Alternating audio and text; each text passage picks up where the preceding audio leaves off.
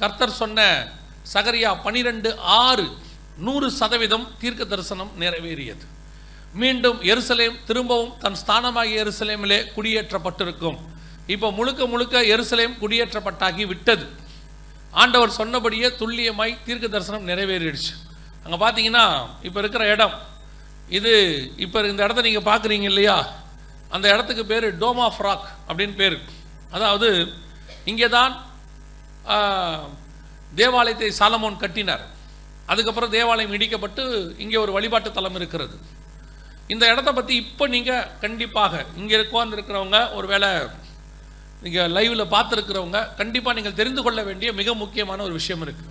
என்னென்னா, இப்போ குறிப்பாக இந்த ஒரு வாரமாக 10 நாளாக இல்லை 1 மாதமாக இஸ்ரேல் பாலஸ்தீன பிரச்சனையை பற்றி அதிகமாக போயிட்டு, அதுலேயும் உங்களுக்கு மீடியாக்களில் வரக்கூடியதான செய்திகள் எந்த அளவுக்கு உண்மை அப்படின்னு உங்களுக்கு தெரியணும். பல நேரங்களில் நாம் கேட்கிற விஷயங்கள் எல்லாம் சரின்னு ஆயிடாது. நமக்கு யூஸ்வலாக சொல்லுவாங்க, கண்ணால் காண்பதும் போய் காதால் கேட்பதும் போய் தீர விசாரிப்பதே மெய் அப்படின்னு சொல்லுவாங்க. அதன்படி நீங்கள் இந்த இஸ்ரேல் பாலஸ்தீன பிரச்சனைனா என்னான்னு கொஞ்சம் தெரிஞ்சுக்கணும். குறிப்பாக வேதாகமத்தை வச்சுருக்கிறவங்க, கிறிஸ்தவங்க, பைபிள் படிக்கிறவங்க இதை கண்டிப்பாக என்ன செய்யணும், தெரிந்து கொள்ள வேண்டும். ஏன் தெரிஞ்சுக்கணும் அப்படின்னா, சில நேரம் மீடியாக்களில் வரக்கூடிய செய்திகள் நீங்கள் கேட்கறது போல அல்ல, உண்மைக்கு மாறானவைகளோடு இருக்கக்கூடும். இஸ்ரேல் பாலஸ்தீன பிரச்சனைனா என்ன, அதை பற்றி உங்களுக்கு நான் சொல்ல விரும்புகிறேன். ஏன்னா அடுத்த சில மாதங்களில் இதை பேஸ் பண்ணி தான் உலகத்தினுடைய பெரிய சம்பவங்கள்லாம் நடக்கும். அப்போ நடக்கும்போது நீங்கள் பேப்பரில் அதை வச்சுக்கிட்டு ஐயோ இந்த இஸ்ரேல்காரங்க தான் தப்பு பண்ணுறாங்க, யூதர்கள் தான் தப்பு பண்ணுறாங்கன்ட்டு நீங்கள் அவங்களுக்கு விரோதமாக முறுமுறுக்கவோ அவ்வளோது அவங்களுக்கு விரோதமாக சிந்திக்கவோ கூடாது. எருசலேமுக்கு விரோதமாக கூடினா என்ன ஆகும்னு 12:4-5-6-3-4-5 சகரியால ஆண்டவர் திருப்பி சொல்கிறார். எருசலேமுக்கு விரோதமாக கூடினா என்ன ஆகுன்ற தீர்வையும் சொல்கிறார். அதே நேரத்தில் நீங்கள் உண்மையையும் தெரிஞ்சுக்கணும்.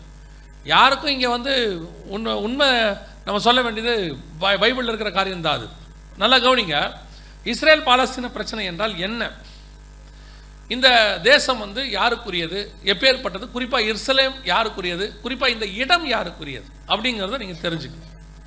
இஸ்ரவேல் தேசம் என்பது ஆபிரகாம் காலத்தில் வாக்குத்தத்தம் பண்ணப்பட்டது. ஆண்டவர் 15ஆம் அதிகாரத்தில் எல்லைகளை குறித்து கொடுக்குறாரு ஆபிரகாமுக்கு. எங்கேருந்து குறிக்கிறாரு, ஐப்ராத் நதிக்கரையோரத்துலேருந்து எகிப்து நதி, நைல் நதி வரைக்கும், யூப்ரட்டிஸ் டு நைல், இன்னொரு பக்கம் லெபனான் அவர்களுக்கு எல்லைகளாக குறிக்கப்படுகிறது. இதை யோசுவாவில் ஆண்டவர் 15ஆம் அதிகாரத்தில் உறுதிப்படுத்துகிறார், 13 உறுதிப்படுத்துகிறார், அந்த எல்லைகளை உறுதிப்படுத்திட்டார். ஸோ இப்போ அந்த இடம் ஆபிரகாம் காலத்தில் உறுதிப்படுத்தப்பட்டது. அதற்கு பிறகு உடனே ஆண்டவர் கொடுக்கல. அங்கே உள்ளே போன ஆபிரகாம் காசு கொடுத்து தான் கல்லறை வாங்கினார், நம்ம எல்லாருக்கும் தெரியும். அதை கொடுக்கல.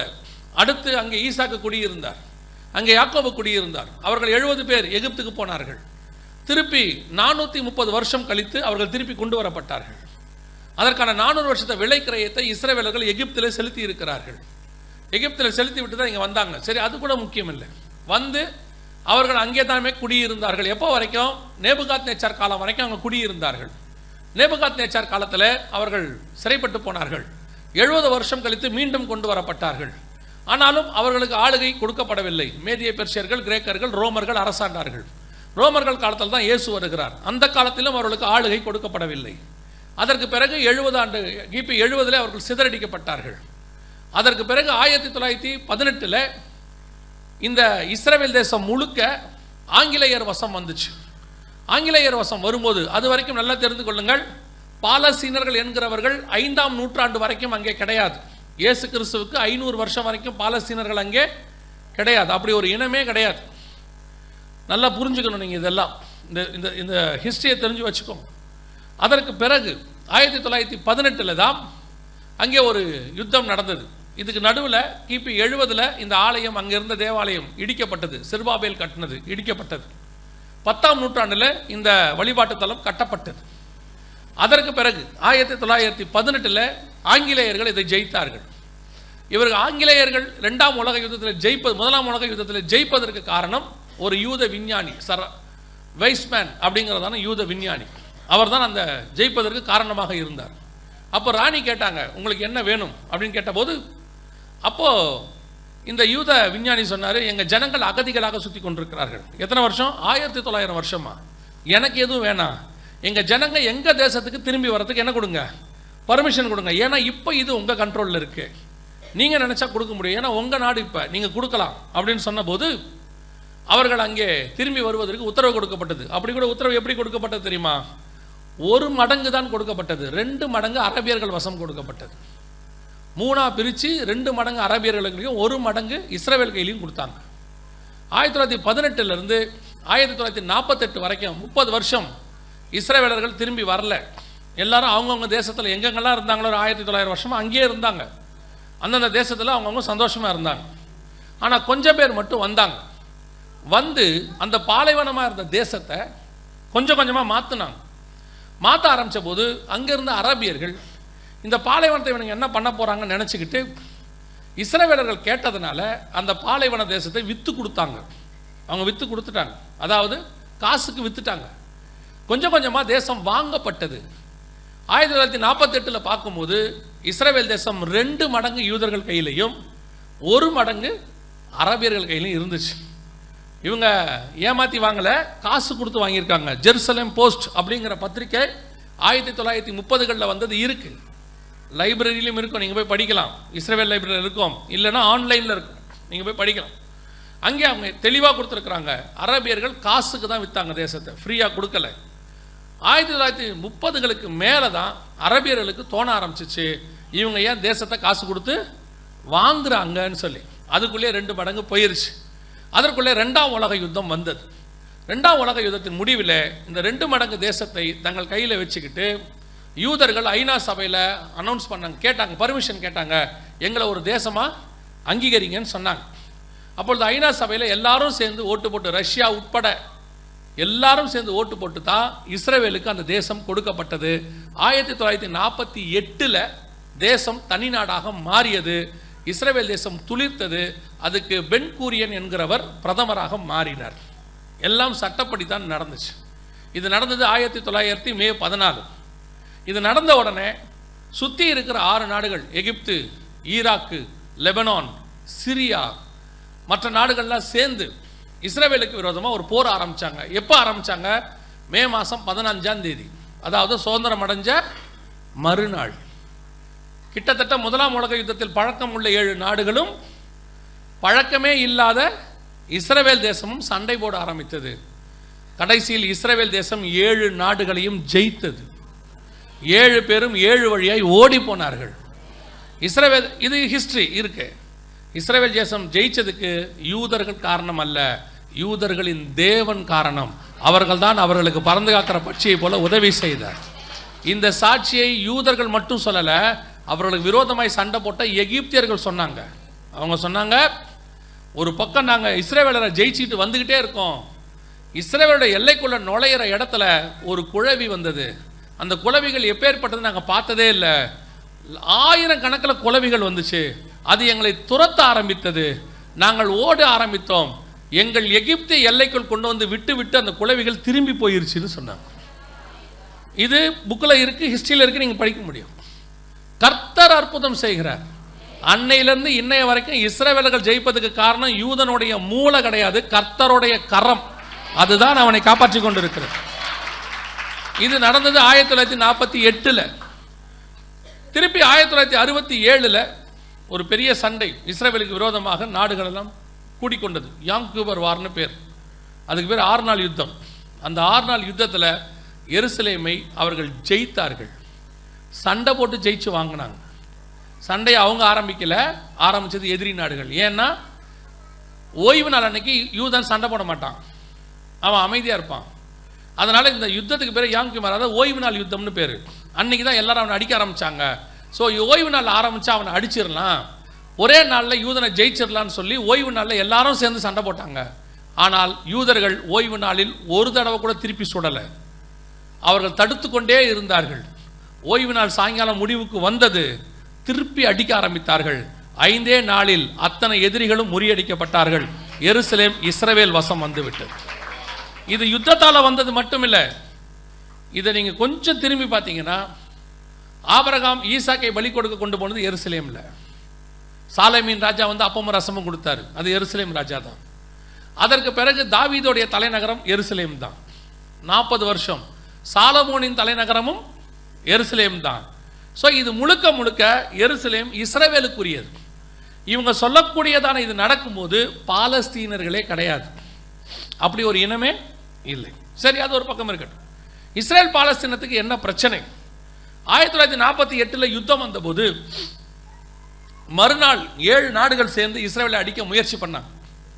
அப்போ இஸ்ரேலுடைய ரேடியோவில் பென் கூரியன் பேசினார், பிரதமர் பேசினார். என்ன சொன்னார்னா, 7 எதிரிகள் நம்மளை சூழ்ந்திருக்கிறார்கள், உள்ளே நாம் சகோதரர்கள், அரபியர்களும் யூதர்களும் சகோதரர்கள், நாம் இணைந்து யுத்தம் பண்ணுவோம், முடிச்ச உடனே நம்ம பிரச்சனைகளை பேசி தீர்த்துக்கலாம், நாம் சகோதரர்கள், நாம் யுத்தத்தில் இணைந்து செயல்படுவோம், முடியும் பொழுது யுத்தம் முடிஞ்ச பிறகு பேச்சுவார்த்தையில் நம்முடைய பிரச்சனைகளை சால்வ் பண்ணிக்கலாம்னு சொன்னார்.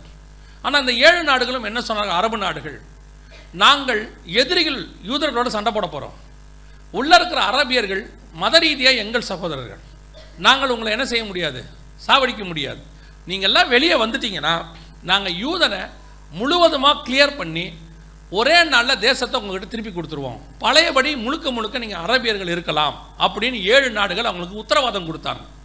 இதை நம்பி பென் கூரியன் பேச்சை கேட்காம உள்ளுக்குள்ள இருந்த அரபியர்கள் அத்தனை பேரும் வெளியே வந்தார்கள், எல்லைகளை விட்டு வெளியே போனாங்க. திருப்பி பென் கூரியன் அனௌன்ஸ் பண்ணார், போகாதீங்க, நாம் சேர்ந்து சண்டை போடலான்னு. அந்த நேரத்தில் அத்தனை பேரும் வெளியே போனார்கள். யுத்தம் ஆரம்பித்தது, மறுநாள் மே 15 ஆரம்பித்தது. அந்த யுத்தத்தில் பென் கூரியன் படைகள் 7 நாடுகளையும் ஜெயித்தது. ஜெயிச்சு முடித்த உடனே பென் கூரியன் சொன்ன வார்த்தை, எல்லா எல்லைகளையும் மூடுங்க, வெளியே போன யாரும் உள்ளே வரக்கூடாதுன்னு சொன்னார். அன்னைக்கு வெளியே போனவர்கள் தான் இன்னைக்கு இருக்கிற பாலஸ்தீன அகதிகள். என்ன பெரிய ஆச்சரியம், அவர்களை வெளியே கொண்டு போன 7 நாடுகளும் இன்னைக்கும் அவர்களை அகதிகளாகத்தான் வச்சிருக்கிறாங்க. ஒருத்தர் கூட அவங்களுக்கு என்ன கொடுக்கல, சரி நாங்கள் தான் சொன்னோம் வந்தீங்க, நாங்கள் தான் காரணம், நாங்கள் உங்களுக்கு ஏதோ ஒரு நாடு கொடுக்கணும் இருங்கன்னு சொல்லவே இல்லை. அவங்கள கிட்டத்தட்ட 70 வருஷமாக அவங்க அகதிகளாகவே வச்சுக்கிட்டாங்க. ஏன்னா இஸ்ரேலுக்கு விரோதமாக சண்டை போடுறது.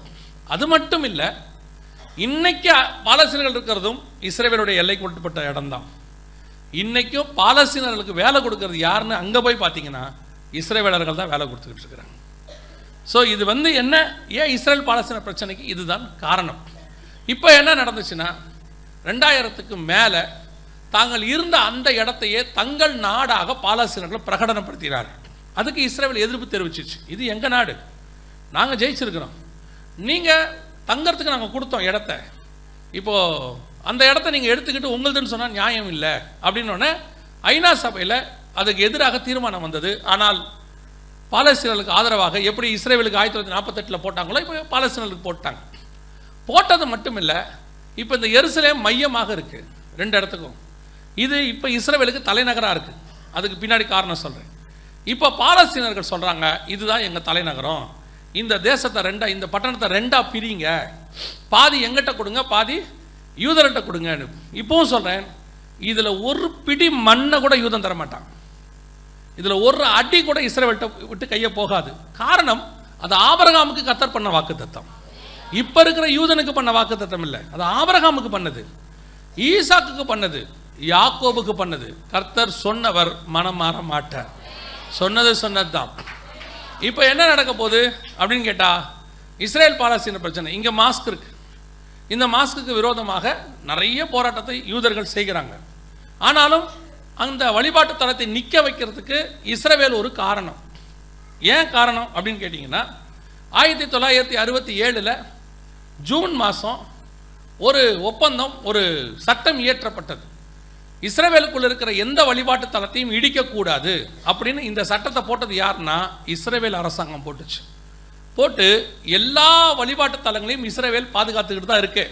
இதை மட்டும் இல்லை, இந்த மாதிரி நிறைய மாஸ்க் இருக்கு, நிறைய ரோமன் கத்தோலிக்க சபை இருக்கு, நிறைய சிஎஸ்ஐ சபை நம்ம சொல்ற புரோட்டஸ்டன்ட் சர்ச் இருக்கு, நிறைய சினகாக் இருக்கு, நிறைய வழிபாட்டு தலம் இருக்காங்க, எல்லாரும் இருக்கு. எதையுமே இடிக்கக்கூடாதுன்னு அங்கே சட்டம் இயற்றப்பட்டு பாதுகாக்கப்படுகிறது. ஆனால் இப்போ யூதர்களில் ஒரு குரூப் இதை இடிக்கிறதுக்கு முயற்சி பண்ணுறாங்க, இங்கே தேவாலயம் கட்டணுங்கிறாங்க. அதுவும் தவறு. ஒன்று நல்லா தெரிஞ்சுக்கொள்ளுங்க, கர்த்தர் ஒரு காரியத்தை செய்கிறது மட்டும்தான் சரி. கர்த்தருடைய நேரத்துக்கு முன்னாடி நாம் எதையும் என்ன செய்யக்கூடாது. இஸ்ரவேலை யூதர்கள் கையில் 1948 கொடுக்கணுன்றதான் கர்த்தரோட திட்டம். 10ஆம் நூற்றாண்டில் சிலுவை போர்கள் நடத்தி இஸ்ரவேலை வாங்கணும்னா அது தப்பு. ஏன்னா கர்த்தருடைய நேரம் இன்னும் வரலை. அதே மாதிரி இங்கே தேவாலயம் வர வேண்டிய காலம் ஒன்று இருக்கிறது. ஆண்டவர் சொன்னபடி தேவாலயம் வரும். வர வரைக்கும் நாம் என்ன செய்யக்கூடாது? அதை ஒன்றும் செய்யக்கூடாது. ஆனால் உங்களுக்கு எனக்கும் அங்கே தேவாலயம் வந்தாலும் சரி, வராமல் போனாலும் சரி, ஏன்னா உங்களுக்கும் எனக்கும் அந்த தேவாலயத்தை வச்சு ஒரு வேலையும் இல்லை. ஏன்னா நம்மை பொறுத்த வரைக்கும் புதிய ஏற்பாட்டில் நாமே தேவனுடைய ஆலயமாக இருக்கிறோம். இது நமக்கு இது ஒரு அடையாளம் தான். அங்கே இப்போ என்ன நடக்கும்னு கேட்டிங்கன்னா, 2018 கரெக்டாக 70 வருஷம் மீண்டும் எருசலேமை கூட்டுவேன்னு ஆண்டவர் சொன்னபடி எருசலேம் வந்துருச்சு. ஆனால் சகரியால் ஆண்டவர் சொல்கிறாரு, எருசலேம் திரும்பவும் தன் ஸ்தானமாக எருசலேமிலே குடியேற்றப்பட்டிருக்கும். தன் ஸ்தானம் அப்படின்னா எருசலேம் மீண்டும் தலைநகராக என்ன செய்யணும்? மாறணும். 2018 டொனால்ட் ட்ரம்ப் எருசலேமை தலைநகராக ஏற்றுக்கொண்டார். இதுவரைக்கும் வந்த எந்த அமெரிக்க ஜனாதிபதியும் செய்யாத வேலை. இதில் ஒரு நீங்கள் தேவன் இன்னும் ஜீவனோடு கூட இருக்கிறான்றதுக்கு இதெல்லாம் ஒரு சாட்சி. ஏன்னு சொன்னால், எல்லா அமெரிக்க ஜனாதிபதியும் 8 வருஷம் இருப்பாங்க, அடுத்தடுத்து இருப்பாங்க. அவங்கெல்லாம் அரசியல்வாதி. ஆனால் சம்மந்தமே இல்லாத ஒரு வியாபாரி டொனால்ட் ட்ரம்ப் திடீர்னு உள்ளே வந்தார். 4 வருஷம் வந்தார். ஏன் வந்தார்? அவர் வந்தது யாருக்கும் பிடிக்கல. எல்லாரும் திட்டினாங்க, இந்த ஆள் வரமாட்டான்னு நேரடியாக சொன்னாங்க. ஆனால் வந்தார். ஏன் வந்தார் தெரியுமா? அவர் செய்ய வேண்டியது ஒரே ஒரு வேலை தான் இருந்துச்சு. வந்தார், எருசலேமை தலைநகராக அனௌன்ஸ் பண்ணார், கையெழுத்து போட்டார், போயிட்டார். அவ்வளோதான். இன்னைக்கும் ராஜாக்களை தள்ளி ராஜாக்களை உருவாக்குறவர் கர்த்தர் ஒருத்தர் தான். அவர் சொன்னபடி தான் நடக்கும். நீங்கள் கொட ஓலை முறை வச்சுக்கோங்க, இல்லை ஓட்டு சீட்டு வச்சுக்கோங்க, இல்லை மிஷின் வச்சுக்கோங்க, இல்லை கள்ள ஓட்டு கூட வச்சுக்கோங்க, அதெல்லாம் நம்ம வச்சுக்கிறது. ஆனால் ராஜாக்களை தள்ளி ராஜாக்களை உட்கார வைக்கிறவர் நம்முடைய ஆண்டவராக இயேசு கிறிஸ்து ஒருவர் தான். ஏன்னா வசனம் தெளிவாக சொல்லுது, பூமியின் ராஜாக்களுக்கு அதிபதி இயேசு கிறிஸ்து. இவ்வளோ டெக்னாலஜி வளர்ந்துருக்கு, இவ்வளோ சேட்டிலைட் இருக்குது, கம்ப்யூட்டர் இருக்குன்னு சொல்லிக்கிறோம். இப்போவும் யார் ஜனாதிபதியாக வரணும், யார் பிரதமராக வரணும், யார் கவுன்சிலராக வரணுங்கிற வரைக்கும் போஸ்டிங்கை நிர்ணயிக்கிறவர் ஆண்டவர் தான். சொன்னபடியே இஸ்ரவேலுக்கு பிரதமராக, அமெரிக்காவுக்கு ஜனாதிபதியாக ட்ரம்பையும் நெத்தன்யாகியும் கொண்டு வந்தார். கரெக்டாக ஏற்ற நேரம் 70 வருஷம். 1948 தலைநகர் இஸ்ரவேல் வந்துச்சு, 2018 தலைநகரம் வந்துருச்சு. சரியாக 70 வருஷம் முடியும் போது நம் கண்களுக்கு முன்பாக நடந்தது. நம்ம அப்பாக்கள் காலத்தில் இஸ்ரவேல் தேசம் வந்துச்சு, நம்ம காலத்தில் எருசலேம் வந்துருச்சு. ஆண்டவர் இன்னும் ஜீவனோடு இருக்கிறார். அவர் சொன்ன தீர்க்க தரிசனங்கள் நிறைவேறிக்கிட்டு இருக்குது. நீங்கள் பல நேரத்தில் எப்படி மிஸ்கைட் ஆகுறீங்க தெரியுமா? நம்மளை சுற்றி இருக்கிற TV, WhatsApp, smart phone, technology, இந்த மாதிரி காரியங்கள்லாம் பார்க்கும்போது கடவுள் அப்படிங்கிற விஷயம் பழமைவாதமாக தெரியுது. கடவுளுங்கிறது ஏதோ ஒரு மிஸ்ட்ரி மாதிரி தெரியுது. அதெல்லாம் நமக்கு ஏதோ ஒன்றும் இல்லாத மாதிரி தெரியுது. நல்லா தெரிஞ்சுக்கொள்ளுங்க, இவ்வளத்தையுமே கர்த்தர் ஏற்கனவே முன்னுரைச்சிருக்கிறாரு, இந்த காலங்கள்லாம் வரும்னு சொல்லி. இன்றைக்கும் பூமியினுடைய கண்ட்ரோல் கர்த்தர் கரத்தில் தான் இருக்குது. அவர் தான் அதை நடத்தி கொண்டு இருக்கிறார். இவ்வளோ விஷயங்கள் நடக்கிறது கர்த்தரால் தான் நடந்துக்கிட்டு இருக்குது. எவ்வளோ பெரிய ஆச்சரியம்! இந்த கிட்டத்தட்ட இந்த 22 வருஷத்தில் இதுக்கு முன்னாடியிலேருந்து எதிர்பார்த்து நாங்கள் நினைக்கும் போது, நாங்கள் இந்த செய்தி ஆரம்பிக்கிற காலத்தில் எருசலேம் தலைநகராகவே இல்லை. அப்போவே ஆண்டவர் சொன்னார், வசனத்தின்படி எருசலேம் மீண்டும் தலைநகராக மாறும்னார். 2004 சொல்லிக்கிட்டு இருக்கிறோம். 2018 14 வருஷம் கழிச்சு மாறுச்சு. 2004 சொல்லிட்டு இருக்கிறோம் இஸ்ரவேலுக்கு விரோதமாக ரஷ்யா வரும்னு. நாங்கள் சொல்ல, பைபிளில் உள்ளதை சொல்கிறோம், அவ்வளோதான். இப்போ ரஷ்யா எழும்பிருச்சு. ஒவ்வொன்றும் பைபிளில் சொன்னது துல்லியமாக நடக்கும். அது எவ்வளோ டெக்னாலஜி டெவலப்மெண்ட் ஆனாலும் அதுதான் நடக்கும், அதை தாண்டி நடக்காது. இந்த டெக்னாலஜியெல்லாம் பார்த்து நீங்கள் இந்த நம்ம மூளையை உடனே நீங்கள் கடவுளுக்கு விட்டு தூரம் திருப்பிடாதீங்க. கடவுளுக்கு ஏதோ பவர் இல்லாத மாதிரியும், டெக்னாலஜிக்கு தான் பவர் இருக்க மாதிரியும், சயின்ஸுக்கு தான் பவர் இருக்க மாதிரியும் ஒன்று. இந்த சயின்ஸ் எல்லாம் இப்போ ஒரு 100-120 வருஷமாக. ஆனால் ஆண்டவர் கிட்டத்தட்ட உலகம் உண்டானது பூமியை நம்ம கண்ட்ரோலில், அவர் கண்ட்ரோலில் தான் வச்சுன்னு இருக்கிறார். அல்லேலூயா. இப்போ இஸ்ரவேலுக்கு தலைநகர் எருசலேம் வந்து விட்டது. அதுவே பெரிய சாட்சி.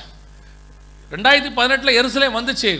2019 பூமி உலகத்தில் கடைசி கால அடையாளங்களுக்கு போயிடுச்சு. 2019 கொள்ளை நோய், கொரோனா, இப்போது பஞ்சம், அடுத்து ஆரம்பிச்சிருச்சு. இனி பூமியினுடைய முடிவு 3ஆம் உலகத்தை தாண்டி 1000 வருஷ அரசாட்சியில் தான் போய் அடுத்து வேகமாக போய் நிற்கும். இனி அடுத்தடுத்த காரியங்களை பார்த்துக்கிட்டே இருப்பீங்க. கடைசி காலத்தினுடைய மிக முக்கியமான சம்பவங்கள் நடக்க ஆரம்பித்து விட்டது. 2018 70 வருஷத்தோட கணக்கு முடிவுக்கு வந்துச்சு. 2019 கொரோனா ஸ்டார்ட் ஆயிடுச்சு. ஸோ நாம் அதை தாண்டி போய் கொண்டிருக்கிறோம் வேகமாக. நம்ம கண்ணுக்கு முன்னாடி எருசலேம் வந்துருச்சு. எருசலேமுக்கு ராஜா வந்துட்டார், இஸ்ரவேலுக்கு ராஜா வந்துட்டார். ஆனால் என்ன ஒரு பெரிய விஷயம், இப்போ முக்கியமானது என்ன அப்படின்னு கேட்டிங்கன்னு சொன்னால், எருசலேமில் தேவாலயம் இல்லை, 3வது வர்ணம். ஆனால் இந்த தேவாலயத்துக்கும் நமக்கும் சில முக்கியமான தொடர்பு இருக்குது. அதை மாத்திரம் சொல்லிட்டு இந்த 1ஆம் நாள் கூட்டத்தை நான் முடிக்க விரும்புகிறேன். நன்றாய் கவனிங்க. எருசலேமில் ஒரு தேவாலயம் இருந்தது, கட்டினது சாலமோன். இதுதான் அந்த தேவாலயத்தினுடைய மாடல். இப்படி தான் இருந்துச்சு. இதுதான் சாலமோன் தேவாலயத்தினுடைய மாடல். ஆனால் இந்த தேவாலயம் சாலமோன் காலத்தில் கட்டப்பட்ட இந்த தேவாலயம் நேபுகாத் நேச்சாரால் இடிக்கப்பட்டது. ஏன் இடிக்கப்பட்டது அப்படின்னு கேட்டிங்கன்னு சொன்னால், எசேக்கியேல் புஸ்தகம் 8ஆம் அதிகாரத்தில் ஆண்டவர் சொல்கிறாரு, 6ஆம் வசனத்தில், மனுபுத்திரனே, அவர்கள் செய்கிறதை காண்கிறாயா? என் பரிசுத்த ஸ்தலத்தை விட்டு என்னை தூரமாய் போகும் பண்ணும்படியான காரியத்தை இஸ்ரவேல் வம்சத்தார் இங்கே செய்கிறார்கள் அப்படின்னு சொல்கிறார். அதோட அர்த்தம் என்ன அப்படின்னா, அந்த தேவாலயத்துக்குள்ளே மிகுந்த அருவருப்புகள் நடந்தது. அந்த 8ஆம் அதிகாரத்தை அப்புறம் போய் நீங்கள் வாசிச்சு கொள்ளுங்க. என்னென்ன அருவருப்புகள் நடந்துச்சு அப்படின்னு அங்கே சொல்லப்பட்டிருக்கிறது. அதன்படி தேவாலயத்தை கர்த்தர் இடித்தார். நல்லா தெரிஞ்சுக்கொள்ளுங்க, ஆண்டவர் தேவாலயத்தை இடிக்க மாட்டார். ஒரு சிலர்லாம் எழுதியிருக்காங்க, ஒரு புக்கில் எழுதியிருக்காங்க, எம்டி ஜெகனுடைய கள்ள உபதேசம் அப்படின்னு போட்டு. அதில் என்ன எழுதியிருக்காங்கன்னா, தேவாலயத்தை விட்டு கர்த்தர் போனார் அப்படின்னு சொல்லி எம்டி ஜெகன் சொல்கிறாரு, இது ஒரு வகையான கள்ள உபதேசம் அப்படின்னு. எசேக்கியேல் 8:6 அப்படி தானே இருக்குது, வசனத்தில் அப்படி தானே இருக்குது, நம்மளா சொல்லியிருக்கோம், அப்படி தான் போட்டிருக்கு. இப்போ நம்ம கள்ள உபதேசம் பண்ணணும்னு சொல்லி ஆகிப்போச்சு பாருங்கள். பைபிளில் அப்படி தான் இருக்குது. ஆண்டவர் தேவாலயத்தை விட்டு போக மட்டும் மாட்டார், இடிக்கவே கொடுத்துருவார். இடிச்சு விட்டார் பாருங்கள் ஆலயத்தை. நேபுகாத்நேச்சார் வச்சு இடிச்சிட்டாரு. ஏன்னா உள்ள அவ்வளோ அருவருப்பு. 2வது, திருப்பி கொஞ்ச நாள் 70 வருஷம் கழிச்சு ஆண்டவர் செருபாபேல்கிட்ட கேட்குறாரு, என் ஆலயம் கட்டப்படாமல் இருப்பது என்ன? போய் கட்டு. இடித்தவர் தான் சொல்கிறார், என்ன செய்கிறார்? போய் கட்டுன்றார். திருப்பி செருபாபேல் கட்டுறார். ஒரு கல்லின் மேல் ஒரு கல் வைத்து கட்டப்பட்டது. ஆகாய் தீர்க்கதரிசன புஸ்தகத்தில் இருக்கும், தேவாலயம் கட்டப்பட்ட ஒரு கல்லின் மேல் ஒரு கல் வைக்கப்பட்ட காலம் முதல் அப்படின்னு இருக்குது. ஸோ ஆலயத்தை கட்ட ஆரம்பித்தாங்க. அந்த ஆலயம் தான் ஏறக்குறைய 400 வருஷமாக இயேசு வருகிற வரைக்கும் அந்த ஆலயம் தான் இருந்துச்சு. அந்த ஆலயத்தில் தான் இயேசு உலாவினார். அந்த ஆலயத்தில் தான் இயேசு உபதேசம் பண்ணினார். இந்த ஆலயமும் இப்போ இல்லை. கிபி 70 இடிக்கப்பட்டு போச்சு. ஏன் இடிக்கப்பட்டு போச்சு? மத்திய 24:2 இயேசு சொல்கிறாரு, நீங்கள் இவைகள்லாம் பார்க்கிறீர்களே, இவர்கள் ஒரு கல்லின் மேல் ஒரு கல் இல்லாதபடிக்கு இடிக்கப்பட்டு போகும். ஆகாய் புஸ்தகத்தில் சொல்கிறாரு, ஒரு கல்லின் மேல் ஒரு கல் வைத்து கட்டப்படும். அதே தேவன் தான் சொல்கிறாரு, ஒரு கல்லின் மேல் ஒரு கல் இல்லாதபடிக்கு இடிக்கப்பட்டு போகும். ஏன் இடிக்கப்பட்டு போச்சு? அவர் ஆலயத்துக்குள்ளே போய் பார்த்தார். உள்ளே போய் பார்த்தா ஆலயத்துக்குள்ளே என்ன இருக்குது? புறா விற்கிறவன் இருக்கிறான், காசுக்காரன் இருக்கிறான், உள்ளுக்குள்ளே வியாபாரம் நடக்குது, பிஸ்னஸ் நடக்குது, உள்ளுக்குள்ளே சகலமும் நடக்குது. பார்த்து ஆண்டவர் சொல்கிறார், ஆலயத்தில் இருக்கிறவனை அடித்து விரட்டி விட்டார். விரட்டி விட்டுட்டு ஒரு காலகட்டத்தில் சொல்கிறாரு, ஆலயத்தை சுத்திகரிக்கலான்னு பார்த்தா முடியல. ஆலயத்தை ஒரு நாள் தீர்த்துராயனை வைத்து கர்த்தர் என்ன பண்ணிட்டாரு? இடிச்சிட்டார். ஆலயத்துக்குள்ளே கர்த்தர் அருவருக்கிற காரியங்களில் ஒன்று சபைக்குள்ளே வச்சு நடக்கிற பிஸ்னஸ். கர்த்தருக்கு அது பிடிக்காது பாருங்க. இந்த முதல் தேவாலயத்தை கர்த்தர் ஏன் இடித்தாரோ, 2வது தேவாலயத்தை ஏன் கர்த்தர் இடித்தாரோ, அந்த 2 காரணமும் இப்போ 3வது தேவாலயத்தில் இருக்குது. 3வது தேவாலயம்னா என்ன தெரியுமா? இப்போ நம்ம இருக்கிற இந்த ஆலயம். இந்த ஆலயம் இந்த சர்ச்சை நான் சொல்லலை, பொதுவாக கடைசி கால ஆலயம். இப்போ அதே மாதிரி தான் சபை முழுக்க என்ன இருக்குது? பிஸ்னஸ் நடக்குது. சபைக்குள்ள என்ன நடக்குது? வியாபாரம் நடக்குது. என்ன பாடுற அங்கே பார்க்குற? நீ பேசினதால் தான் அவன் கூப்பிட்டான். நான் ரொம்ப நேரமாக உன்னை பார்த்துக்கிட்டு இருக்கேன். எப்படி அவனை போட்டு கொடுத்தான் பாருங்க. அவன் தோனிங்க, நீ சும்மா இருங்கடா, அவனை ஏன்டா டிஸ்டர்ப் பண்ணுறீங்க? நீ வந்துருப்பா ராஜா, முன்னாடி வந்துரு. அவன் வந்துருப்பா. செய்தி கேட்குறவனை போய் டிஸ்டர்ப் பண்ணுறீங்க. இன்னும் கூட முன்னாடி வந்துருப்பி என் பக்கத்தில். போதுமா அது? ரைட். இந்த சபையில் நல்ல பசங்களாக இருக்காங்க, என்னை விட நல்லா பேசுகிறீங்களா நீங்கள் எல்லாரும்? சவுண்டாக சொல்கிறேன், கவனிங்க. சபைக்குள்ளே தேவன் அருவருக்கிற மிக முக்கியமான விஷயத்தில் ஒன்று வியாபாரம், பிஸ்னஸ். சபை பிஸ்னஸ் தலமாக மாறவே கூடாது. புறா விற்கிறது தப்புன்னா புறாவை அடித்து பிரியாணி விற்றாலும் தப்பு தானே? புறா விற்கிறது தப்பு தானே? அதே புறாவை அடித்து முடியெல்லாம் எடுத்துகிட்டு நல்லா பீஸ் பீஸாக வெட்டி பிரியாணி விற்றாலும் தப்பு தானே? அது எப்படி பிரியாணி மட்டும் கரெக்டாகும்? அவன் என்ன புறாவை எதுக்கு விற்றான் அன்னைக்கு? புறா விற்றது எதுக்கு? பலி கொடுக்கறதுக்கு. ஏன்னா பலி கொடுக்க வரவங்களுக்கு புறாவை ஈஸியாக வாங்கிறது தான் என்ன பண்ணாங்க, அங்கே விற்றாங்க. இப்போ கூட அது கூட நம்ம நியாயமான காரணம் தானே. அப்போ நம்மளும் பிரியாணி விற்கிறோம், அதுவும் நியாயமான காரணம் தானே. எதுக்கு விற்கிறோம்? சபையின் கட்டுமான பணிக்கு இல்லையா? பில்டிங் கட்டுறதுக்கு தானே. ஆமாம், சொல்லுங்கள், சும்மா மண்டையாட்டுங்க, இல்லாமல் இருக்குது, எல்லாத்துலையும் தான் இருக்க. சபையை நல்லா தெரிஞ்சு கொள்ளுங்கள். இது சபை தேவனுடையது, அதில் எந்த மாற்று கருத்தும் இல்லை. புதிய ஏற்பாட்டில் முதல்ல சபை என்பது நீங்கள் தான். நம்மளை தான் பைபிள் என்ன சொல்லுது? சபைன்னு சொல்லுது. நம்ம உட்கார்றதுக்கு ஒரு இடம் வேணும். வாடகைக்கு எவனும் கொடுக்க மாட்டேங்கிறான். இப்போ அதுவும் கிறிஸ்தவனுக்குன்னா கண்டிப்பாக என்ன செய்ய மாட்டான், கொடுக்கவே மாட்டான். என்ன காரணம்? நம்ம வாடகைக்கு மேலே போயிடுறோம். மேலே போயிட்டு கீழே ஓனர் இருக்கார், அவர் இருக்கிறாருன்னு கூட நமக்கு தெரியாமல் மேலே இருந்துக்கிட்டு ஜோம் பண்ணுறோம். இந்த இடத்தை சொந்தமாய் கொடுத்ததுக்காக ஸ்தோத்திரம், இந்த இடத்தை கர்த்தர் கொடுப்பதுக்கு. அவன் என்ன நினைப்பார்? கீழே இருக்கிறவர் ஏதோ போட்டோம் நம்ம ஆராதிக்க இடம் கொடுத்தோம்னா இவங்க மேலே உட்காந்துட்டு என்ன பண்ணுறாங்க, சொந்தமாக சொந்தமாய் கொடுக்க முடியும். அவர் முடிஞ்ச வரைக்கும் நம்மளை காலி பண்ணிடுறாரு. நீங்கள் முடிஞ்சால் கொஞ்சம் வேறு இடம் பார்த்துக்குங்க. என்ன காரணம்? கொடுத்தாரு, ஏதோ ஒரு இடம் எங்களுக்கு ஆண்டவர் கொடுத்தாருன்னு சொன்னால் கூட நியாயம். ஏதோ நல்ல இடம் கொடுங்கப்பானா அவன் வீட்டையே கேட்டால் எப்படி? அதனால் நிறைய பேர் இப்போ என்ன செய்ய மாட்டேங்கிறான், இடமே கொடுக்க மாட்டேங்கிறான். அதனால் இப்போ நம்ம இடம் வாங்கிறது சரியாக தப்பாங்கிற இடத்துக்கே நான் வரவே இல்லை. ஒரு உட்கார ஆராதிக்கிறதுக்கு மாதம் வாடகை கட்டுறது கஷ்டமாக இருக்குது, ஒரு சொந்த இடம் தான் நல்லா இருக்கணும், அது உங்கள் இஷ்டம், தப்பு கிடையாது. ஆனால் அதை கர்த்தர் தான் கொடுக்கணும். ஏன்னா அவருக்கு ஆராதிக்கத்தான் நமக்கு இடம் வேணும். அதை ஆராதிக்கிறதுக்கு நீங்கள் அதுக்கு ஒரு உபயாந்தரம் கையாளுறோம்ல, வாங்குகிறதுக்குன்னு ஒரு சில விஷயங்கள், அதுதான் கர்த்தர் அருவருக்கிறார். உள்ளுக்குள்ளே என்ன வந்துடுது? வர நோக்கம் நல்ல நோக்கம்தான். அதாவது கிதியோன் ஏற்படுத்தின ஏபோத்து எப்படி நல்லதாக தான் இருந்தது. ஒரு நாள் அது இஸ்ரவேலுக்கு என்னவாய் மாறியது? கண்ணியாக மாறியது. ஆண்டவர் சர்பத்தை ஒரு கோல் மேலே ஏற்றி எல்லாரையும் பார்க்க சொன்னார். அது எதுக்காக கொண்டது? வியாதி போகிறதுக்கு, ஜனங்க மனம் திரும்புறதுக்கு. அதே காரியம் ஒரு நாள் இஸ்ரவேலுக்கு என்னவா மாறிடுச்சு? தப்பாக மாறி விக்கிரக வழிபாடு வந்துருச்சு. அதே மாதிரி தான் சில விஷயங்கள் நல்லா தான் ஆரம்பிக்குது சர்ச்சில், எதுவுமே தப்பாக ஆரம்பிக்கல. அது பின்னாட்களில் என்னவா மாறிடுது? தப்பாக மாறி பிஸ்னஸ் ஆகி ஏதோ யாரோ ஒருத்தர் ஐடியா கொடுத்துட்டான், பாஸ்டர் நம்ம பிரியாணி போட்டோம்னா 100 ரூபா பிரியாணி 200 ரூபான்னு விற்கலாம். ஏன்? பில்டிங் ஃபண்டுன்னும் போது எவ்வளோ அநியாயமாகவும் நம்ம என்ன செய்யலாம், பிரியாணியை விற்கலாம். அதனால் நீங்கள் பிரியாணி விற்றுட்டோம்னா வர காசை நம்ம அப்படியே எங்கே போய்ட்டுடலாம்? ஆமாம், பிரியாணி போட்டுடலாம். அப்போ ஒரு அம்மா சொல்லுது, எனக்கு பிரியாணி போட வராது, வடை தான் போட வரும், நான் வேணா அந்த பக்கம் வடை போடட்டுமா? அப்போ இந்த அம்மா சொல்லுது, நான் அதிரசம் போடுவேன். அப்புறம் சர்ச்சு ஸ்வீட் ஸ்டாலாக மாறிடுச்சு. கீழே வரவெல்லாம் இப்போ வரவன் யாரும் மேலே வர்றதில்ல. 2 வடை கொடுங்க, 2 அதிரசம் கொடுங்கன்னு கீழே சாப்பிட்டுக்கிட்டு இருக்கான். அப்புறம் சொல்கிறான், பாஸ்டர் கீழே இருக்கிறவங்களுக்கு செய்தி போகணும் இல்லையா, வேணா ஒரு ஸ்பீக்கரை கீழே வச்சுருவோமா அப்படிங்கிறான். கீழே ஸ்பீக்கரை வச்சு அவன் சாப்பிட்டுக்கிட்டே செய்தி கேட்குறான். இவர் இங்கே ஃபாஸ்டிங்கோட கொடுக்குறாரு செய்தி. எப்படி மண்டையில் ஏறும் இல்லையா? இன்னைக்கு சபை எப்படி மாறிடுச்சு? Business centre. கர்த்தர் அன்னைக்கு ஆண்டவர் உடனடியாக சவுக்கு எடுத்து அடிச்சது நல்லது, இமிடியேட்டாக பிரச்சனை சால்வ் ஆயிருச்சு. இப்போ விட்டுக்கிட்டே இருக்கிறாரு, என்னைக்கு சவுக்கு எடுப்பாருன்னு தெரியாது. சபை பிஸ்னஸ் சென்டராக மாறிடுச்சு. சபைக்குள்ளே அருவருப்பு வந்துருச்சு. ஏற்கனவே அருவருப்பு உச்சத்தில் இருக்குது. வெளிநாட்டு சபையிலெல்லாம் நிர்வாண கல்யாணம், ஆணுக்கு ஆணுக்கு கல்யாணம், பெண்ணுக்கு பெண்ணுக்கு கல்யாணம் எல்லாம் போய் சபை கல்யாட்டமாக மாறி, கேளிக்கை விடுதியாக மாறி, கிளப்பாக மாறி, டான்ஸ் ஆடி எல்லாம் போயிடுச்சு. எல்லா அக்கிரமும் அநியாயமும் சபைக்குள்ளே நுழைய ஆரம்பிச்சிருச்சு. பத்தாததுக்கு பிஸ்னஸ் வேற வந்துருச்சு. இது பத்தாததுக்கு என்னென்னவோ நடக்குது, புரியுதா?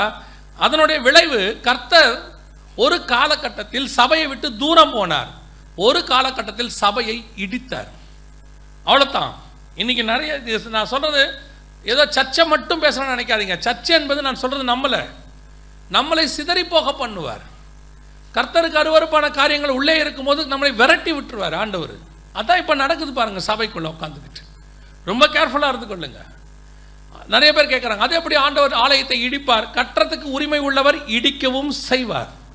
ஒரு கல்லின் மேல் ஒரு கல் வைத்து கட்டுகிறவர் ஒரு கல்லின் மேல் ஒரு கல் இல்லாதபடிக்கு இடிக்கவும் செய்வார். அவருக்கு கட்டுறதுக்கு உரிமை இருக்கு, அவருக்கு இடிக்கிறதுக்கு உரிமை இருக்கு. அவரே ராஜாவாக மாற்றவும் செய்வார், அவரே கீழே ராஜாவை புள்ளிமைய வைக்கவும் செய்வார். தேவனால் கூடாத காரியம் ஒன்றும் இல்லை. சும்மா ஆண்டவர்கிட்ட நீங்க ஆண்டவருக்கு ஆலோசனை கொடுத்துறாதீங்க. ஆண்டவர் அப்படி செய்ய மாட்டாரு, இப்படி செய்ய மாட்டாருன்னு. அவர் செய்வார். அவருடைய காலை பிடிச்சிக்கிட்டு போனோம்னா தப்பிச்சோம், சுயநீதிலாம் பேசினோம்னா தொலைஞ்சோம். அதான் உண்மை. இந்த சுயநீதி நம்மக்கிட்ட உச்சத்தில் இருக்கு. இப்போ நாங்கள் யார் தெரியுமா, நாங்கள் எத்தனை வருஷம் விசுவாசி தெரியுமா, எத்தனை வருஷமானா இருந்துட்டுப்போ கர்த்தருக்கு முன்பாக நாம் எப்படி இருக்கிறோன்றது தான் முக்கியம். இன்றைக்கி கடைசி காலத்தில் சபை கர்த்தருக்கு முன்பாக தூரம் போய் கொண்டிருக்கு. கொரோனா வந்ததில் ஒரு நல்லது நடந்துச்சு. என்ன தெரியுமா? ஒரு பெரிய கூட்டம் கர்த்தர் பக்கம் திரும்பி இருக்கிறது. இந்த கொரோனா பயமோ அல்லது கொரோனாவினால் ஏற்பட்டதான மாற்றமோ ஏதோ ஒன்று, ஒரு பெரிய கூட்டம் எங்கே வந்துருச்சு? சர்ச்சுக்குள்ளே வந்துருச்சு. இன்னும் 1-2 பாக்கி இருக்குது. நான் சொல்கிறது விசுவாசி இல்லை பிரச்சனை, கொரோனா மாதிரி. அதெல்லாம் அடுத்தடுத்து வர வர கொஞ்சம் கொஞ்சமாக என்ன செஞ்சிடும், மிச்ச மீதியும் வந்துடும். இது எதுக்குமே அஞ்சாத கேஸ் ஒன்று இருக்கு, அதுதான் உபத்திரவ காலத்துக்கு போகும். ஏன்னா நம்மெல்லாம் பார்க்கறதுக்கு தான் ரொம்ப ஸ்ட்ராங்கு. கொரோனா வந்தவொடனே ஆட்டோமேட்டிக்காக எங்கே போயிட்டோம்? ஆண்டவர்கிட்ட போயிட்டோம்லா இல்லையா? பேசும்போது தான் எல்லாம் பேசுறதுலாம். சில அம்மாக்கள்லாம் பேசும்போது பேசும், என்ன சொல்லுவாங்க, நான் ஏன் இங்கே இருக்கேன், விட்டா நான் பாட்டுன்னு ராணி மாதிரி இருக்கேன்போம். சரி நீ போயிட்டு தான் வானா போகாது.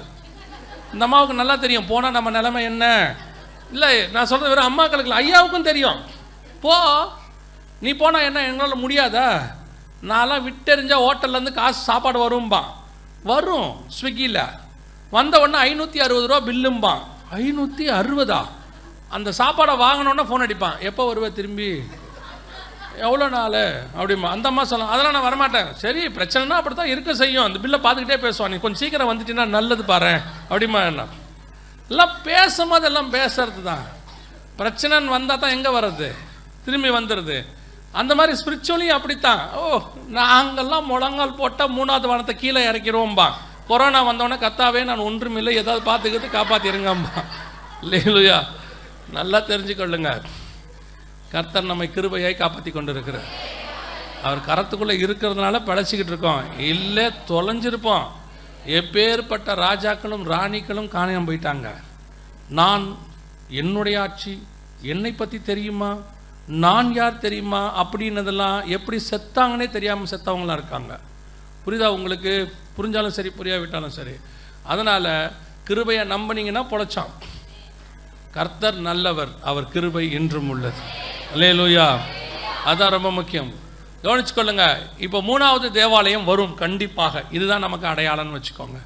கண்டிப்பாக இப்போ என்ன செய்யும், 3வது தேவாலயம் வரும். எப்படி சொல்கிறீங்க அப்படின்னு சொன்னால் 2-3 வசனங்கள் இருக்கிறது. அதில் ஒன்று வெளிப்படுத்தின விசேஷம் 11ஆம் அதிகாரம் 1ஆம் வசனத்தில் ஆண்டவர் ஆலயத்தை அளந்து பார்க்க சொல்கிறார். அப்படின்னா கண்டிப்பாக ஆலயம் என்ன செய்யும், வரும். இது ஒரு ஞான அர்த்தம். அந்த ஆலயத்துக்கும் இன்னொரு ஆலயத்துக்கும் ஞான அர்த்தம் இருக்கு. அது மட்டும் இல்லாமல் வெளிப்படையா மத்திய 24:15 இயேசு சொல்லும்போது, பாலாக்கும் அருவருப்பை குறித்து தானியேல் தீர்க்கதரிசி சொல்லி இருக்கிறானே, வாசிக்கிறவன் சிந்திக்க கணவன், நீங்கள் அதை பரிசுத்த ஸ்தலத்தில் நிற்க காணும்போது. அப்படின்னா என்ன அர்த்தம்? பரிசுத்த ஸ்தலம்னா தேவாலயம். மீண்டும் தேவாலயம் என்ன செய்யும், கண்டிப்பாக வரும். இது மட்டும் இல்லை, தானியேல் தீர்க்கதரிசன புஸ்தகத்திலையும் சொல்லப்பட்டிருக்கிறது, மீண்டும் தேவாலயம் வரும். 3வது தேவாலயம் வரும். இஸ்ரவேல் தேசம் வந்தது, இல்லாமல் இருந்துச்சு, 1948 வந்துச்சு. எருசலேம் இல்லாமல் இருந்தது, 1967 வந்துச்சு. எருசலேம் தலைநகராக மாறாமல் இருந்துச்சு, 2018 மாறிடுச்சு. இதெல்லாம் துல்லியமான தீர்க்க தரிசனம். கர்த்தர் சொன்னபடி நடந்துச்சு 2000 வருஷம் கழிச்சு. இதெல்லாம் நடக்குதுன்னா 3வது தேவாலயம் கண்டிப்பாக வரும். அதையும் ஆண்டவர் சொல்லி வச்சிருக்கிறாரு. இப்போ தேவாலயத்துக்கான பொருட்கள் எல்லாம் ரெடியாக இருக்கிறது. பாருங்கள், இதுதான் தேவாலயத்தினுடைய மேப்பு. இப்படி தான் கட்ட போகிறாங்க. இந்த மாதிரி தான் தேவாலயம் வரப்போகுது. அதாவது இந்த பக்கத்தில் இருக்கிற மேப்பு தேவாலயம் அங்கே தான் வரப்போகுது. இந்த இடத்துல தான் அவங்க கட்டுறதுக்கு இப்போ ப்ரப்போஸ் பண்ணுறாங்க. ஆனால் இப்போ இருக்கிற அரசாங்கத்துக்கு துணை செய்கிற இன்னொரு கட்சி வலதுசாரின்னு சொல்லுவாங்க இஸ்ரேலில்.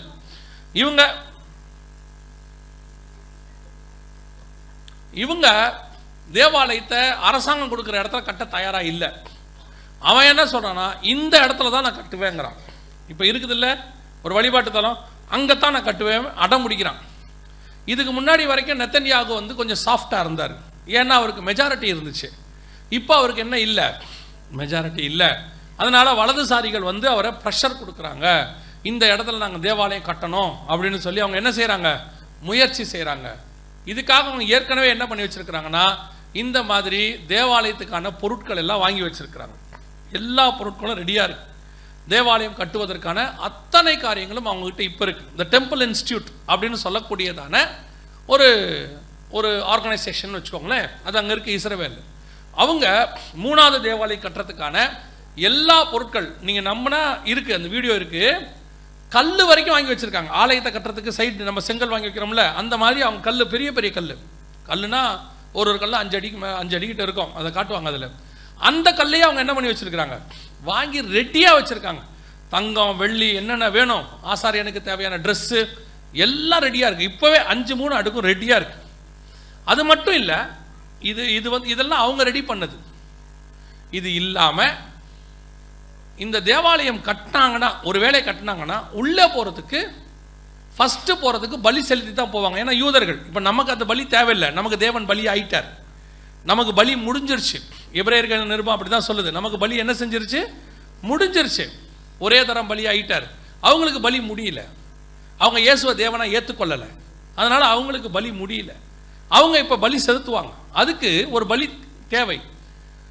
நியாயப்பிரமாணத்தின் புஸ்தகம், அதாவது என்னாகமத்தின் புஸ்தகம் நியாயப்பிரமாணத்தில் சொல்லப்பட்டிருக்கு. 19ஆம் அதிகாரம் 2-3 வசனத்தில் நியாயப்பிரமாணம் கற்பித்ததாவது பழுதற்றதும் நுகத்தடிக்கு உட்படாததுமாகிய ஒரு சிவப்பான ஒரு கிடாரியை உன்னிடத்தில் கொண்டு வர சொல்லு அப்படின்னு இருக்கு. இங்கே இருக்கு பாருங்க, என்னாகமம் 19:2 கர்த்தர் கற்பித்த நியாயப்பிரமாணமாவது பழுதற்றதும் ஊனமில்லாததும் நுகத்தடிக்கு உட்படாததுமாகிய சிவப்பான ஒரு கிடாரி. சிவப்பான கிடாரினா என்ன அப்படின்னா, இதுதான் சிவப்பான கிடாரி. இது வந்து இல்லை, இப்படி ஒரு இனமே இல்லை, அழிஞ்சு போச்சு. 2000 வருஷத்துக்கு முன்னாடி அழிஞ்சு போச்சு. எப்போ யூதர்கள் வந்து இஸ்ரவேல் தேசத்தை விட்டு போனாங்களோ அப்போவே அங்கே இருந்தது எல்லாம் சாவடிச்சிட்டாங்க வெளியேந்து வந்தவங்க. அதனால் அந்த இனமே இப்போ இல்லை அந்த இடத்துல. ஆனால் பைபிள் சொல்லுது மீண்டும் பலி செலுத்தப்படும் அப்படின்னு சொல்லுது. நல்லா கொஞ்சம் கவனிங்க, இது இப்போ வந்து அடுத்து நடக்க போகிற ஒரு விஷயம். இப்போ நீங்கள் இதை பார்ப்பீங்க, உங்கள் கண்ணுக்கு முன்னாடி இப்போ நீங்கள் பார்ப்பீங்க. ஒருவேளை இந்த தலைமுறையில் நீங்கள் அது வரைக்கும் உயிரோடு இருந்தால், சரியா, நீங்கள் வேறு அதை நினச்சிடக்கூடாது, நம்ம பார்ப்போன்னா நம்ம இருப்போமோ அப்படின்னு இருந்தீங்கன்னா பார்ப்பீங்கன்னு வச்சுக்கோங்களேன். இப்போ நம்ம இந்த சிவப்பான கிடாரி அப்படின்னு சொல்கிறது இல்லாத ஒரு உயிரினம். இதை இஸ்ரவேல் யூதரை விஞ்ஞானிகள் என்ன பண்ணிட்டாங்கன்னு கேட்டிங்கன்னா, ஸ்பெயின் நாட்டிலேருந்து உள்ள ஒரு மாட்டிலேருந்து அதை உருவாக்கிட்டாங்க. அதை உருவாக்கி அது குட்டி போட்டுருச்சு. இப்போ சிவப்பான கிடாரி ரெடி. ஆனால் ஃபஸ்ட்டு முன்னாடி போட்டது 2012 போட்ட அந்த குட்டி வந்து நல்லா வளர்ந்து வந்துச்சு. 7 மாதத்தில் பார்க்கும்போது அது உடம்புல வந்து ஒயிட் பேச்சஸ் இருந்துச்சு. இப்போ அது காலில் பார்த்தீங்கன்னா ஒயிட் பேச்சஸ் இருக்கும். இப்போ காட்டுவாங்க பாருங்கள், 7 மாதத்தில் கழித்து பார்க்கும்போது அது மேலே ஒரு ஒயிட் பேச்சஸ் இருக்குது, காலில் இருக்குது பாருங்கள். அப்படி இருக்கக்கூடாது. தலையிலிருந்து கால் வரைக்கும் அது எப்படி இருக்கணும், சிவப்பாக தான் இருக்கணும். அதனால தான் அதுக்கு பேர் என்ன கிடாரி, சிவப்பான கிடாரி. அதனால் யூதர்கள் இதை ரிஜெக்ட் பண்ணிட்டாங்க, வெயிட் பண்ணிகிட்டே இருந்தாங்க. கரெக்டாக 2018 எப்போ எருசலேம் தலைநகராக மாறுச்சோ அந்த வருஷம் ஆகஸ்ட் மாதம் 25ஆம் தேதி அடுத்த குட்டி வந்துச்சு. இதை இப்போ செக் பண்ணி பார்த்ததில் 100% முழுவதுமாக அப்படியே சிவப்பான கிடாரி. இப்போ இந்த சிவப்பான கிடாரிலேருந்து தான் அடுத்த முதற் பேரானதை அவங்க கொண்டு வருவாங்க, ஒவ்வொன்றா கொண்டு வருவாங்க. இப்போ பார்த்தீங்கன்னா ஆகஸ்ட் 25, 2018 கரெக்டாக அந்த வருஷம்தான் அவங்களுக்கு எருசலேம் தலைநகராக மாறுச்சு. தேசம் வந்துச்சு, ராஜா வந்தால் தலைநகரம் வந்துச்சு. தலைநகரம் வந்ததோட பலி பொருளும் கண்டுபிடிச்சிட்டாங்க, பலி பொருள் வந்துருச்சு. இப்போ என்ன நடக்கும் அப்படின்றத ரொம்ப முக்கியம் கவனிங்க. என்ன நடக்கும் அப்படின்னு கேட்டிங்கன்னா, இதோட இன்னொன்று இருக்குது. என்னன்னு கேட்டிங்கன்னா, இப்போ பலி பொருள் ரெடி ஆகிருச்சு. பலி செலுத்துறதுக்கு ஆசாரியன் வேணும். ஆசாரியன் யாராக இருக்கணும், லேவி கோத்திரத்தில் ஆரோன் சந்ததியில் வரவனாக தான் இருக்கணும். இப்போ 2000 வருஷத்துக்கு முன்னாடி உள்ள ஆரோனின் சந்ததி எப்படி கண்டுபிடிக்கிறது கஷ்டம். அப்போது ஏன்னா நமக்கெல்லாம் தெரியும், ஒரு 2 தலைமுறை 3 தலைமுறைனா பரவாயில்ல, கொஞ்சம் தேடி கண்டுபிடிச்சிடலாம். ஒரு 4-5 தலைமுறைனா கூட பரவாயில்ல கண்டுபிடிச்சிடலாம். ஆனால் கிட்டத்தட்ட 2000 வருஷம் எப்படி கண்டுபிடிக்கிறது? இப்போ என்ன பண்ணியிருக்கிறாங்கன்னு கேட்டிங்கன்னா, ஆரோனின் சந்ததியை கண்டுபிடிச்சாச்சு. ஆரோனின் சந்ததி இப்போ ரெடியாக இருக்குது.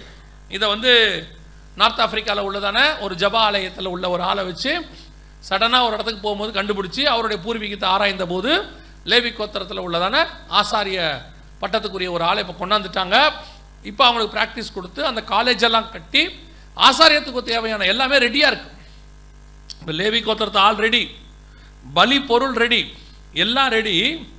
அடுத்து நடக்க போகிறது. எனக்கு இந்த செய்தி எடுத்துகிட்டு இருந்த போது இப்போ ஆண்டவர் எனக்கு ஒரு காரியத்தை உணர்த்தினார், ஒரு அடையாளமாக. என்ன அப்படின்னு கேட்டால், நம் கண்களுக்கு முன்பாக நம் காலத்தில் ஒரு பலிபீடம் கட்டப்படும். பலிபீடம் கட்டப்படும். இஸ்ரவேலிலே ஒரு பலிபீடம் கட்டப்படும். அந்த பலிபீடத்தை டெம்பிள் இன்ஸ்டியூட்காரர்கள் கட்டுவார்கள். கர்த்தர் சொல்கிற வார்த்தை இது. பலிபீடத்தை டெம்பிள் இன்ஸ்டியூட்காரர்கள் கட்டுவார்கள். அந்த பலிபீடத்தில் கட்டப்படுகிறது தான் 5வது முத்திரை. 6ஆம் அதிகாரம் வெளிப்படுத்துகிற விசேஷத்தில் 5வது முத்திரை இருக்கிறது. இதோ பலிபீட தண்டையிலிருந்து 6ஆம் அதிகாரம் வெளிப்படுத்துகிற விசேஷம் 10வது வசனம் வாசிங்க பார்ப்போம். 6:10 வாசி.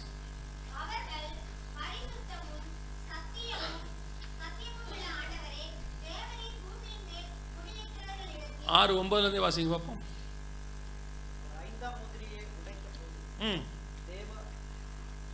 தேவ வசனத்தின் நிமித்தமும் தாங்கள் கொடுத்த சாட்சி நிமித்தமும் கொல்லப்பட்டவருடைய ஆத்துமாக்களை பலிபீடத்தின் கீழே கண்டேன் அப்படின்னு. இந்த பலிபீடம் ஏன் புதிய ஏற்பாட்டில் முத்திரைகளுக்கு நடுவில் வருதுன்னா, புறஜாதியார் காலம் முடிஞ்சு சபை எடுத்துக்கொள்ளப்படுறதுக்கு முன்னாடி அடுத்த நியாயப்பிரமாணக்காரங்க ரெடி ஆகணும். அவங்க ரெடி ஆகிறதுக்கான அடையாளம் தான் இது. சபை முடிவடைய போது அந்த 6ஆம் அதிகாரத்தில் சபை முடிவடையுது. முடிவடைஞ்சு அடுத்து நியாயப்பிரமாண காலம் ஸ்டார்ட் ஆகும், உபத்திரவ காலம் ஸ்டார்ட் ஆகும். உபத்திரவ காலம் ஸ்டார்ட் ஆகிறதுக்கான ஒரு ஜெபம். ஏன்னா அந்த ஜெபத்துக்கு பதிலாக தான் உபத்திரவ காலம் வரப்போகுது. அதுக்கான ஜெபம் தான் அவங்க பண்ணுறாங்க.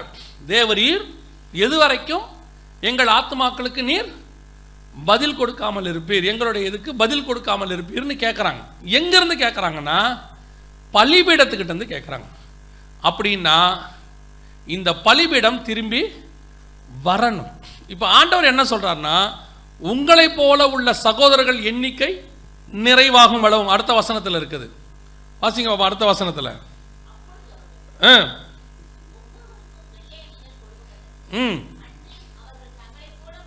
தங்களை போல கொலை செய்ய போகிற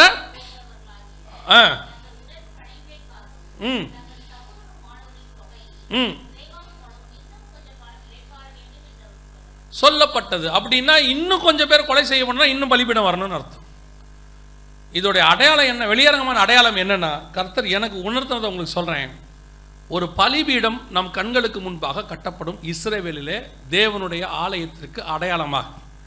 அதுதான் முதலில் கட்டப்படும். அதுக்கு அப்புறம்தான் பரிசுத்த ஸ்தலம், மகா பரிசுத்த ஸ்தலம் கட்டப்படும். அவங்க முதல்ல பலிபீடத்தை பிரதிஷ்டை செய்வாங்க. அந்த பலிபீடம் பிரதிஷ்டை பண்ணப்படும் போது 5வது முத்திரை வந்துருச்சுன்னு அர்த்தம். இது கர்த்தர் உணர்த்தினது நான் உங்களுக்கு சொல்கிறேன். இப்போ நாம் இஸ்ரவேல் தேசத்தினுடைய அடையாளங்களை பார்த்துட்ருக்கோம். அதன்படி இப்போ சிவப்பு கிடாரி பலி ரெடியாக இருக்குது, பலி செலுத்த வேண்டிய ஆசாரியன் ரெடியாக இருக்கிறான். ஏன் இன்னும் பலி வரலைன்னா, அங்கே என்ன வரணும், பலிபீடம் வரணும். அந்த பலிபீடம் 5வது முத்திரைக்கான அடையாளம். நம் கண்களுக்கு முன்பாக சீக்கிரத்தில் டெம்பிள் இன்ஸ்டியூட்காரர்களோ அல்லது ரபிமார்களோ ஒரு பலிபீடத்தை பிரதிஷ்டை பண்ணுவார்கள். இப்போ வரைக்கும் அப்படி ஒரு பிளான் இல்லை அவங்களுக்கு. இப்போ வரைக்கும் பலிபீடம் இல்லை. நேற்று எனக்கு ஆண்டவர் இதை வாசிச்சுட்டு இருக்கும் போது உணர்த்தின ஒரு காரியம் அது. சீக்கிரத்தில் நம் கண்கள் காணும்படி இந்த 5வது முத்திரைக்கு அடையாளமாக வெகு சீக்கிரத்தில் ஒரு பலிபீடம் கட்டப்படும். அந்த பலிபீடம் கட்டப்படும். இதை மெசேஜாக கொடுத்துட்டு போகிறோன்னு நினைக்காதீங்க. இது உங்களுக்கு கொடுக்கப்படுகிற எச்சரிக்கை அல்லது அடையாளம். அந்த அடையாளத்தை காணும்போது சபையின் காலம் முடிவடைய போகுதுன்னு அர்த்தம். அந்த சபையின் காலம் முடிவடைகிறதுக்கு முன்னாடி உள்ள காரியம் தான் இது. ஜஸ்ட் முன்னாடி உள்ளது. இது வந்த கொஞ்ச நாளில் சபையின் காலம் முடிவுக்கு வரும். அதோட நியாயப்பிரமாண காலம் தொடங்கும். இன்னைக்கு டேட் போட்டு வேணால் எழுதி வச்சுக்கொள்ளுங்க. இதுதான் ஐந்தாவது முத்திரைக்கான அடையாளம் நம் கண்களுக்கு முன்பாக இப்பொழுது தேவாலயத்துக்கான எல்லாம் ரெடியாக இருக்கிறது. ஆசாரியரும் ரெடி ஆயிட்டாரு. அடுத்து பலிபொருளும் ரெடியாகி விட்டது. இன்னும் நமக்கு தேவை பலிபீடம் மட்டுமே. அவர்கள் தேவையான எல்லாத்தையும் வாங்கி வச்சுட்டாங்க. சரி, இவ்வளவும் இருக்கு. எப்போ இந்த தேவாலயம் வரும் அதை மாத்திரம் நான் சொல்லிட்டு நான் ஜெபம் பண்ணி முடிக்க விரும்புகிறேன். இவ்வளவு காரியங்கள் இருக்கு. பலிபீடம் வரப்போவது என்பது வேதாகமத்தில் சொல்லப்பட்டிருக்கிற தீர்க்க தரிசனம் நிறைவேறுதல் வெகு சீக்கிரத்தில் வரும். அது கர்த்தருடைய வார்த்தை. இப்போ அடுத்து ஏன் இன்னும் தேவாலயம் வரல? இவ்வளவு இருக்குதே, ஏன் இன்னும் தேவாலயம் வரலன்னு கேட்டிங்கன்னா, உலக பிரகாரமாக அவங்க சொல்கிறது, அந்த தேவாலயம் கட்டுகிறவங்க சொல்கிறது, எங்களுக்கு இந்த இடத்துல தான் நாங்கள் தேவாலயம் கட்டுவோம், இந்த இடத்துல தான் கட்டணும்னு சொல்கிறாங்க. ஒரு கூட்டம் சொல்லுது இங்கேயே கட்டிக்கலாம், பக்கத்திலே ஒரு இடம் காலியாக இருக்குது, அங்கே பாருங்கள், இந்த இடத்துக்கும் அந்த இடமும் பக்கத்தில் இருக்குது. உங்களுக்கு தெரியும், இதில் பார்த்தீங்கன்னா தெரியும். இதுக்கு அந்த ஆரோ மார்க்கு பக்கத்தில் இந்த இடம் தெரியும் உங்களுக்கு பார்த்தீங்கன்னா. இங்கே நாங்கள் கட்டிக்கலாம் அப்படின்னு ஒரு கூட்டம் சொல்லுது. ஆனால் அரசாங்கம் எதுக்குமே என்ன செய்யலை, அனுமதி இன்னும் கொடுக்கல. ரெண்டு பேர் ரெண்டு விதமாக சொல்கிறாங்க. ஒருத்தன் இந்த ஆரோ மார்க்கிற இடத்துல கட்டிக்கலான்றான், இன்னொருத்தன் இல்லை நம்ம இங்கே தான் கட்டணுங்கிறான். ஆனால் உண்மையிலே எங்கே வரும் ஆலயம் அப்படின்னு கேட்டிங்கன்னா இங்கே தான் வரும். ஏன் இங்கே தான் வரும்னா, முதல் ஆலயமும் இங்கே தான் இருந்தது, ரெண்டாவது ஆலயமும் இங்கே தான் இருந்தது, மூணாவது ஆலயமும் இங்கே தான் வரும். அது எப்போ வரும், என்னைக்கு வரும் நமக்கு தெரியாது. அது வரும்போது நீங்கள் நான் இருப்போமான்றதும் நமக்கு தெரியாது. வருகை எப்போ வரும்ன்றது நமக்கு தெரியாததுனால உங்களுக்கு சொல்கிறேன். ஸோ மூணாவது ஆலயமும் அங்கே தான் வரும். அப்புறம் ஏன் இன்னும் ஆலயம் வரல? கட்டுறதுக்கு பொருட்கள் ரெடியாக இருக்கு, கட்டுறதுக்கு தேவையான ஆசாரியன் ரெடியாக இருக்கிறான், பலிபொருளும் ரெடியாக இருக்கு. அதை கட்டுறதுக்கு கம்பெனிஸும் கட்டி கொடுக்கறதுக்கு உலகளாவிய கம்பெனிஸ் ரெடியாக இருக்கிறாங்க. யூதர்கள் டெண்டர் விட்டால் சில கம்பெனியெல்லாம் சொல்லுது 24 மணி நேரத்தில் உங்களுக்கு என்ன பண்ணி கொடுத்துறோம், நாங்கள் ஆலயத்தை கட்டி கொடுத்துறோம்னு சொல்கிறாங்க. ஸோ இவ்வளவும் இருக்கும்போது ஏன் இன்னும் அங்கே ஆலயம் வரவில்லை அப்படின்னு கேட்டிங்கன்னா, நான் இப்போ ஸ்பிரிச்சுவலாக சொல்கிறேன். உலக பிரகாரமாக அங்கே இருக்கிறதுனால அரசாங்கம் அனுமதி கொடுக்காமல் இருக்குது. அது உலக பிரகாரமான காரியம். அரசாங்கம் அனுமதி கொடுத்தாலும் கொடுக்காவிட்டாலும் கர்த்தர் அனுமதி கொடுத்தா தான் எதையுமே இஸ்ரவேலுக்குள்ளே செய்ய முடியும். இஸ்ரவேலுக்குள்ளே மட்டும் இல்லை, நம்ம வாழ்க்கையிலும் நம்ம வீட்லேயும் எதையுமே கர்த்தர் அனுமதி கொடுத்தா தான் செய்ய முடியும், இல்லைன்னா செய்ய முடியாது. தேவசத்தை தாண்டி எதுவுமே செய்ய முடியாது. தேவசத்தை தாண்டி நீங்கள் செஞ்சீங்கன்னா அது பாவமாக போகும். ஸோ இந்த இடத்துல கர்த்தர் அனுமதி கொடுக்காம செய்ய முடியாது. சரி, ஸ்பிரிச்சுவலி ஏன் இன்னும் தேவாலயம் வரல அப்படின்னு கேட்டிங்கன்னா, எப்பவுமே கர்த்தருக்கு பூமியில் ஒரு ஆலயம் தான் உண்டு, ஒரு சென்டர் பாயிண்ட் தான் உண்டு. ஃபர்ஸ்ட் ஆண்டவர் ஏதேனில் இருந்தார். தேவன் விட்டு மனுஷன் பிரிந்து ஏதேனை விட்டு வெளியே போயிட்டான். அதுக்கு பிறகு தேவனுக்கும் மனுஷனுக்கும் என்ன இல்லை, தொடர்பு இல்லை. கிட்டத்தட்ட நோவா வர வரைக்கும் அந்த தொடர்பே இல்லை. நடுவில் ஏனோக்கு மட்டும் முன்னறிவித்தார்னு இருக்கு, தேவனோட சஞ்சரித்தார்னு இருக்கு. அதற்கு பிறகு நோவாவுக்கு பிறகு தேவனுக்குன்னு ஒரு இடம் இல்லவே இல்லை. தேவன் மனிதனை சந்திக்கிறதுக்கு ஒரு இடம் இல்லை. எங்கெங்கமோ மனுஷனை சந்திப்பார். அவர் ஆபிரகாமை மம்ரையின் சமபூமியில் சந்திப்பார், அப்புறம் ஈசாக்க கேராரூரில் சந்திப்பார், யாக்கோபை யோர்தான் ஆற்றங்கிற பெத்தேலில் சந்திப்பார். எங்கெங்கேயோ ஒரு இடத்துல அப்படி கிடைக்கிற இடத்துல சந்திச்சுட்டே இருந்தார். அப்போ தான் மோசே கிட்ட சொல்கிறாரு, நான் உங்களோடு கூட தங்கி வாசம் பண்ணும்படி எனக்கு ஒரு கூடாரத்தை போடு அப்படின்னார். அப்புறம் ஆசாரிப்பு கூடாரத்தில் கர்த்தர் தங்கிக்கிட்டு இருந்தார். அதற்கு பிறகு தாவீது ஆசைப்படி சாலமோன் ஆலயம் கட்டின உடனே கர்த்தர் ஆலயத்தில் இருக்கிறார், இது நான் என்றென்றைக்கும் தங்குகிற ஸ்தலம் அப்படின்னு சொல்லிட்டார். அந்த ஆலயம் சாலமோன் ஆலயம் இருந்தது, இடிச்சாங்க, செருபாபேல் கட்டினார். இப்போ ஏன் செருபாபேல் ஆலயம் இடிக்கப்பட்டுருச்சு? இப்போ கர்த்தர் எங்கே இருக்கிறாரு அப்படின்னு கேட்டிங்கன்னா, அந்த ஆலயத்தை கர்த்தர் இடித்ததுக்கு காரணம் கர்த்தருக்கு வேறொரு ஆலயம் பூமியில் கிடச்சிருச்சு. அந்த ஆலயம் தான் நீங்களும் நானும். இந்த ஆலயம் இருக்கிறதுனால கர்த்தர் அந்த ஆலயத்தை இடிச்சிட்டார். அந்த ஆலயத்தை கர்த்தர் இடிச்சாச்சு. இந்த ஆலயம் நியாயப்பிரமாண ஆலயம், நாம் சுயாதீன பிரமாண ஆலயம். இந்த ஆலயம் இருக்கிற வரைக்கும் இந்த ஆலயம் வராது. இந்த நான் மாற்றி சொல்கிறேன், இப்போ இந்த ஆலயம் இருக்கிற வரைக்கும் அந்த ஆலயம் வராது, அந்த ஆலயம் பிரதிஷ்டை ஆகாது. இப்போ நான் இன்னொரு வாட்டி மாற்றி சொல்கிறேன், அந்த ஆலயம் வருது, பலிபீடம் கட்ட போகிறாங்க அப்படின்னா என்ன அர்த்தம்? இந்த ஆலயம் போக போகுதுன்னு அர்த்தம். ஒரு முடிஞ்சாதான் அடுத்தது வரும். இந்த ஆலயத்துக்கு இருக்கிற வரைக்கும் அந்த ஆலயம் வராது. அப்போ அந்த ஆலயம் வருதுன்னா இந்த ஆலயம் போக போகுதுன்னு அர்த்தம். நம்ம கண்ணுக்கு முன்னாடி எல்லா அடையாளங்களும் தெளிவாக இருக்கு. இனி காலம் கண்டிப்பாக நீங்கள் கேட்கலாம், ஏன் 2 ஆலயம் இருக்கக்கூடாதா? கர்த்தர் 2 இடத்துல இருக்க மாட்டார்? இருக்கவே மாட்டார். பைபிள் ஃபுல்லாக கர்த்தர் ஒரு இடத்துல மனுஷனை சந்திப்பார். நான் குறிப்பிட்ட இடத்துல நீ வந்து நில்லும்பர்.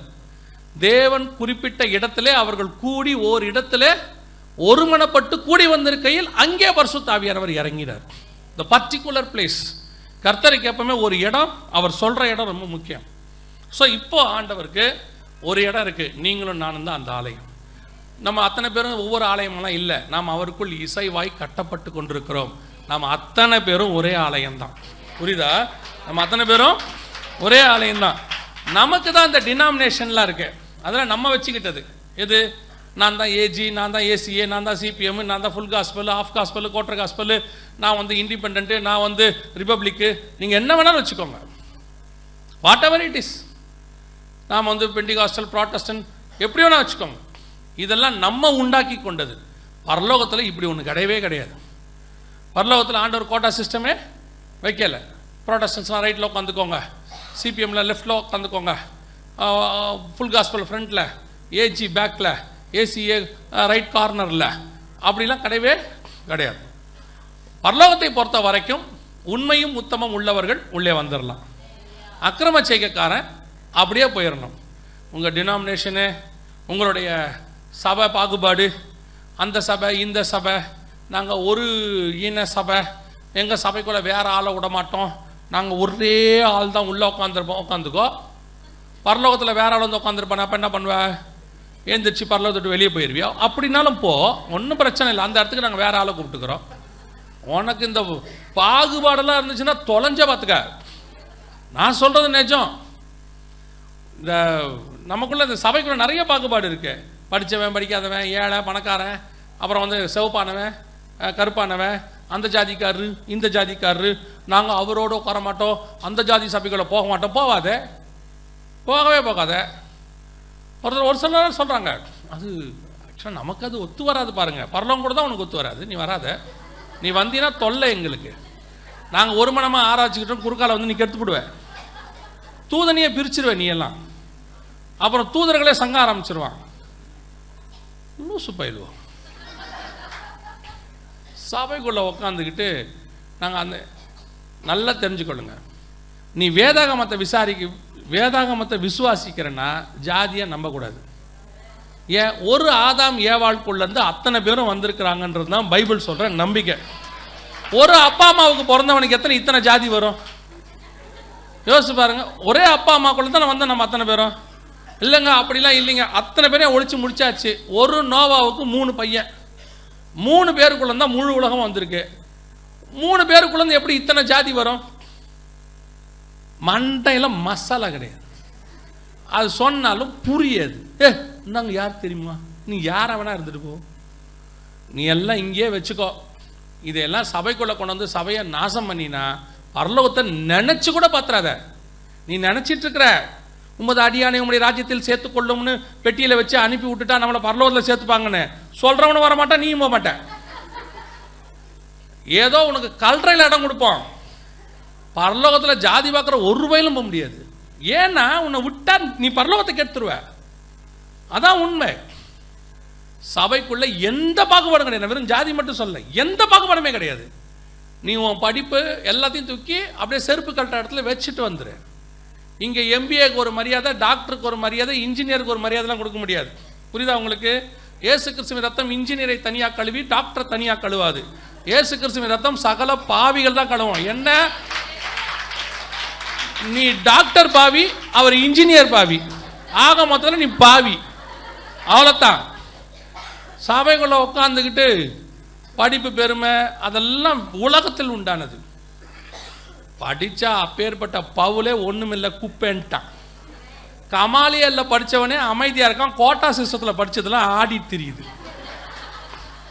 அவன் கமாலியல்ட்டே படிச்சுட்டான், அவனே அமைதியாக இருக்கான். கோட்டா சிஸ்டம்லாம் ஆடுது. தெரிஞ்சுக்கொள்ளுங்க, சபைக்குள்ளே எந்த பாகுபாடும் கிடையாது. எதையும் பார்க்கக்கூடாது. இந்த சிஸ்டர் பக்கத்தில் நான் உட்கார மாட்டேன், அந்த பிரதர் கூட நான் உட்கார மாட்டேன்னா அவன் தான் பரலோகத்தில் பக்கத்தில் உட்காந்துருப்பான். ஆண்டவர் வீம்புக்குன்னா பக்கத்து சீட்டை அவனை தான் போட்டு வச்சிருப்பாரு. நீ நித்தியமாக அவன் கூட தான் உட்காந்துருக்கணும், வேற வழியே இல்லாமல் நீ அவனை தான் பார்க்க வேண்டி வரும். அல்லேலூயா. ஏன் ஆண்டவர் இன்னும் அந்த ஆலயத்தை கொண்டு வராமல் இருக்காருன்னா, இந்த ஆலயம் போனால் தான் வரும்.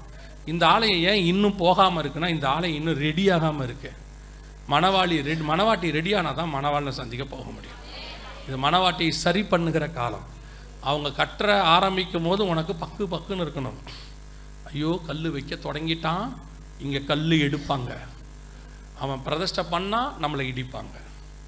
அவன் வர்றதுக்குள்ளே நான் ரெடி ஆகிறேன். அவன் கட்டி முடிக்கிறதுக்குள்ளே இந்த சபை அவரை சந்திக்க ரெடி ஆகி போயிடும். அல்லேலூயா, அல்லேலூயா. வெகு சீக்கிரத்தில் நம்முடைய ஆண்டவர் வரப்போகிறார். இனி காலம் செல்லவே செல்லாது. நம்ம கண்ணுக்கு முன்னாடி நான் தான் நம்புகிறேன், கர்த்தருடைய வருகை ஒருவேளை தாமதம் இல்லாமல் இருக்குமானால், ஆபிரகாமின் நாட்களை பார்க்க ஆவலாக இருந்தான். அவன் சந்ததியார் அதை பார்த்தார்கள். 2000 வருஷம் கழிச்சு இயேசுவினுடையதான ரகசிய வருகை சபை எடுத்துக்கொள்ளப்படுதல அப்போஸ்தலர்கள் பார்க்க ஆவலாக இருந்தார்கள். அவருடைய சந்ததியார் நாம் அதை பார்க்க போகிறோம். அதுக்கு ஒரு நல்ல வாய்ப்பு இருக்கிறது. அல்லேலூயா. நாம் ஜெபிக்க போகிறோம் தேவ சமூகத்தில். ஆண்டவர் நோக்கி பார்க்க போகிறோம். எந்திரிப்போமா தேவ சமூகத்தில்.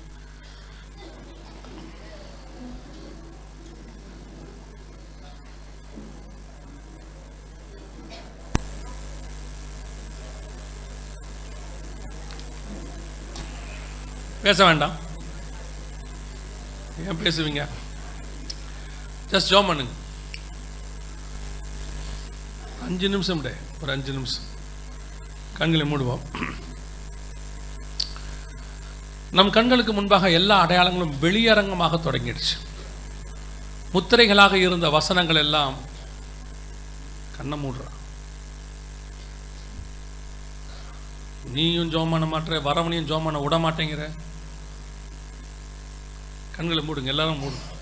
ஒரு 5 நிமிஷம் ஜெபம் பண்ணுங்க. உங்களுக்கு தான் ஜெபம் பண்ணுங்க. இதுதான் முக்கியம். உங்களுக்கு நீங்களே ஜெபம் பண்ணுறது தான் இந்த 5 நிமிஷம். இவ்வளோ நீங்கள் செய்தி கேட்டதே முக்கியம் இல்லை. This not informative system. இது உங்களை ஒப்பு கொடுக்குற நேரம். கண்களை மூடுங்க, ஜெபம் பண்ணுங்க. எல்லாம் கண்களை மூடி ஆண்டவரை நோக்கி உங்கள் ஆத்மாக்களுக்காக ஜெபம் பண்ணுங்க. நான் வருகையில் போகணும் ஆண்டவரே. என் கண்ணுக்கு முன்னாடி முத்திரைக்கப்பட்ட வசனங்கள்லாம் இன்றைக்கி உடைக்கப்பட்டு வெளியரங்கமாக நிற்கிது. எல்லாம் வெளியரங்கமாக தீர்க்க தரிசனங்கள் நிறைவேறுகிறதை நாம் பார்க்கிறோம். இது அப்படிப்பட்டதான ஒரு காலம். அநேக தீர்க்க தரிசனங்கள் நம்முடைய காலத்தில் வெளியரங்கமாய் நிறைவேறி கொண்டே இருக்கிறது. இனி காலம் கண்டிப்பாக செல்லாது. நம்முடைய ஆண்டவர் நம்ம மீட்கும்படி வரப்போகிறார். இஸ்ரவேலை குறித்து நடக்கிற காரியங்களை நமக்கு அடையாளங்கள் தான். நமக்கும் அதுக்கும் எந்த சம்பந்தம் இல்லை. அது அவங்க நடத்திட்டு போகிறாங்க. அதை வச்சுக்கிட்டு நீ ஒன்று தெரிஞ்சுக்கணும், நம்மை மீட்கும்படி நம்ம ஆண்டவர் வரப்போகிறார். இதெல்லாம் நமக்கு போன பிறகு நடக்க வேண்டிய சம்பவம்.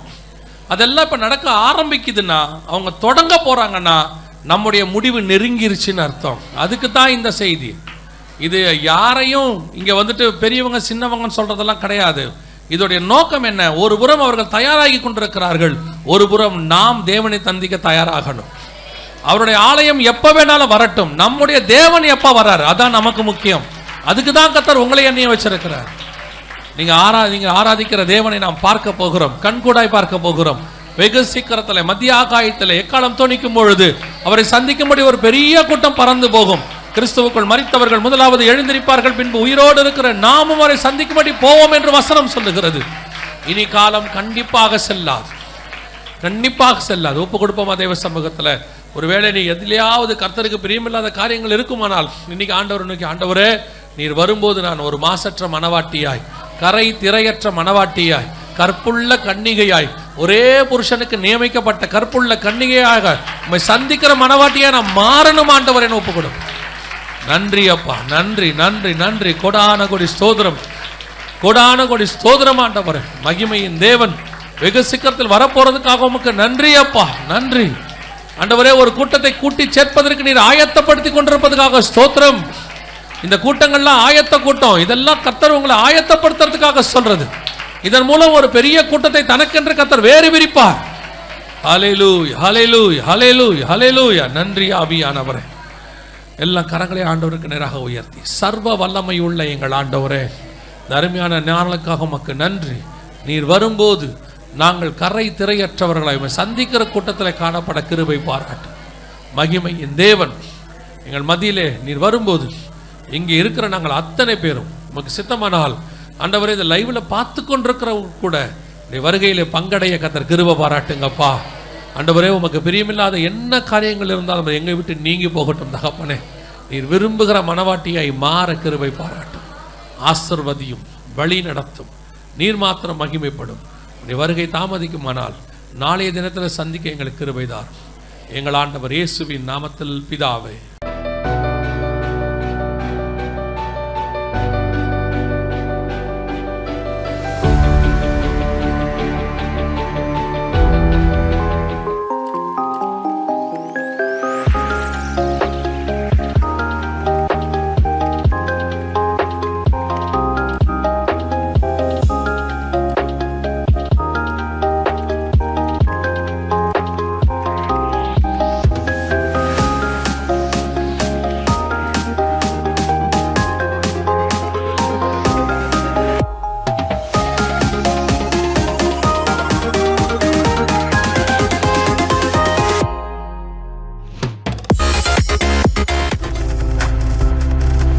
நீங்கள் பார்த்துக் கொண்டிருப்பது உங்கள் ஜாய் டிவி. உங்கள் துக்கம் சந்தோஷமாய் மாறும்.